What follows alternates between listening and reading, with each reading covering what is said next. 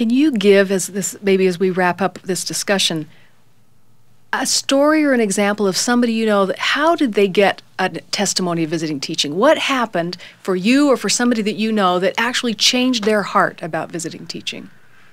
The change comes when you have an experience that is different than an experience you've had before. When you, and it needs to be you yourself, I would say the visiting teacher has to take the responsibility to say, I want a different experience than the one I've been having that will help me have a testimony of visiting teaching.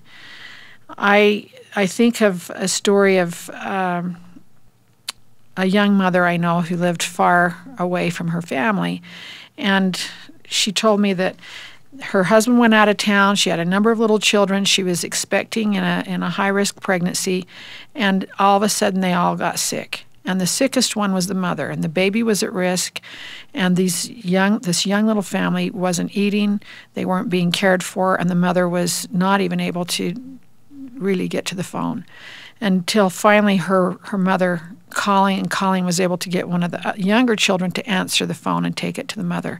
The mother said, where are your visiting teachers? And the situation was dire enough that the mother then called around and found some help and got people in there to take care of this family.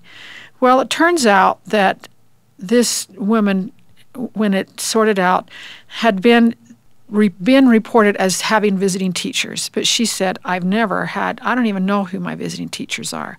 So somewhere along the line, whoever her visiting teachers were, they'd been talking to her at church and saying, how are you doing? And thinking that was fine and checking it off.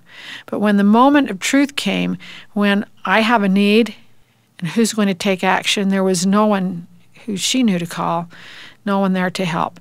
So the Relief Society president, in visiting with her, was talking about her needs. She says, let me guess, you've been trying to match me up with friends and peers of my own age. She says, yes, I have. She says, I can make my own friends. I live far away from my mother, and I have this young family, and I need different kind of teaching. I need a grandmother. I need someone to do for me the things my mother would do if she were here.